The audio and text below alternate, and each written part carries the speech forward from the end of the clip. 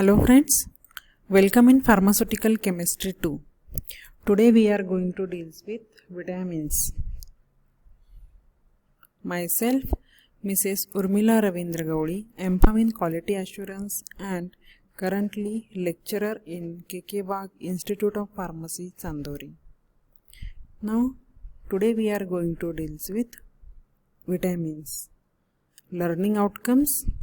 After watching this video, student will able to understand the role of fat-soluble vitamins and to understand the role of water-soluble vitamins. Vitamins may be defined as the potent organic substances other than proteins, carbohydrate, fats and mineral, and which are essential for normal growth and maintenance of the life, and which are not synthesized in the body. Now, fat-soluble vitamins. As we know, fat-soluble vitamins are vitamin A, vitamin D, vitamin E and vitamin K. Let's start with important biological role of fat-soluble vitamins. Now, first start with vitamin A. Vitamin A is necessary for normal vision. It is also used for treatment of night blindness and skin disorders like xerophthalmia and keratomalacia. It is also used for integrity of the epithelial cell. It is used for treating vitamin A deficiency. It has important role for the growth and development and maintenance of immune system. It is also used for skin conditions including acne, eczema, psoriasis, cold sores, wounds, burns and sunburns. Its active form, that is retinoic acid, is also considered as an internal hormone. Now let's start with vitamin D. It is used for bone formation. Vitamin D also plays an important role in absorption of calcium and phosphorus from gastrointestinal tract and for their transport. It is used for prevention and the treatment of rickets in young and osteomalacia in the adults. It is used for development of normal teeth. Now next is vitamin E. It is act as antioxidant in especially fats and oils. It is also used in prevention and the treatment of vitamin E deficiency. It is also used and effective in prevention of habitual abortions and insterility and muscular dystrophy.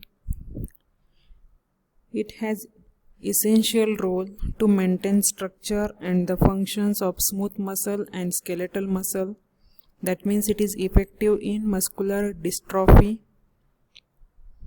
It is used to prevent hemolytic anemia in the premature infants. Now vitamin K. Vitamin K is also known as anti-hemorrhagic factor or clotting factor. That means it is used to treat hemorrhage. In the treatment of hypoprothrombonemia and hemorrhage caused by anticoagulant therapy. It is also used to prevent or treat vitamin K deficiency and as a radiosensitizer to treat cancer. Now let's start with water soluble vitamins. There are two water soluble vitamins, vitamin B complex and vitamin C. Let's start with vitamin B complex. First vitamin B is vitamin B1, that is thiamine. It is used to treat beriberi in men and polyneuritis in the bird. Its phosphate ester serve as a prosthetic group of enzyme and which help for decarboxylation of keto acids. Then it also involved in synthesis of acetylcholine. It is a neurotransmitter. Then next is vitamin B2, that means riboflavin. It is used to treat skin lesions. Then it is also used to treat erybophlaviosis. Then it is a component coenzyme for oxidation of carbohydrates and amino acids. Now next is niacin or nicotinic acid, or it is a vitamin B3. It is used for preventing vitamin B3 deficiency and related conditions. Biochemically active form of nicotinic acid is NAD, means nicotinamide adenine dinucleotides, and its phosphate form, that is NADP, nicotinamide adenine dinucleotide phosphate. These two coenzymes are required in protein and amino acid metabolism and electron transfer reaction in respiratory chain. It also causes peripheral vasodilation. Hence it is used to treat peripheral vascular disorders or diseases. It also used as antilipidemic agent. In high dose of nicotinic acid, it decreases the serum cholesterol level. That means it lowers the blood cholesterol. And it is used for prophylaxis and the treatment of pellagra. Next is vitamin B5 pyridoxine. Vitamin B5 pantothenic acid. It is used for making blood cells. It is used to release energy from carbohydrates. It also promotes healthy skin, hairs, eyes and liver.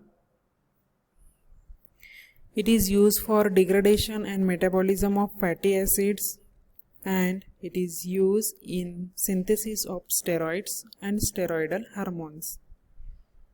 Now next drug is vitamin B6 pyridoxine. It is used to treat dermatitis, epilepsy, anemia, nausea, vomiting during pregnancy. It has important role in protein metabolism, conversion of proteins to fats. It is used to treat depression, peripheral neuritis, megaloblastic anemia. Then next is biotin or vitamin B8. It metabolizes fats and amino acids. It plays important role in producing energy, and it helps to maintain steady blood sugar level. Next is folic acid. It is also called vitamin M. It is used to treat megaloblastic anemia. It is used in the synthesis of DNA. It produces normal RBC. It is a hematopoietic agent. It is used to treat mental depression. It is used to treat deficiency syndrome like glossitis, diarrhea, loss of weight, neurological disorders. It is used to overcome deficiency syndrome caused during pregnancy. Next is cyanocobalamin, vitamin B12. It is mainly used to treat pernicious anemia and its neurological complication. It also used to treat microcyclic anemia in combination of folic acid. Then it is used to treat neuroblastoma in children, tobacco amblyopia, and Leber's optic atrophy. Its radioactive isotopes are used to measure absorption of cyanocobalamin through the gastrointestinal tract for the diagnosis of megaloblastic anemia. Now let's start with vitamin C, water soluble vitamin C. It is also called ascorbic acid. It is mainly used for prevention and the treatment of scurvy, and this condition is characterized due to lack of vitamin C, and it is often due to lack of fresh fruits and vegetables. Ascorbic acid also involved in many redox reactions and acts as antioxidant in the pharmaceutical preparation as a reducing agent, and that are susceptible to autooxidation like ferrous sulfate solution. Then it is essential to develop cartilage, bone and teeth, and it also essential for maturation of RBC. Then it plays an important role in healing of the wounds and fractures. Ascorbic acid increases absorption of iron, folic acid, and it is responsible for conversion of folic acid to the folinic acid, and it facilitates absorption of iron from the gut. Thank you, dear student, for attending the session. Thank you.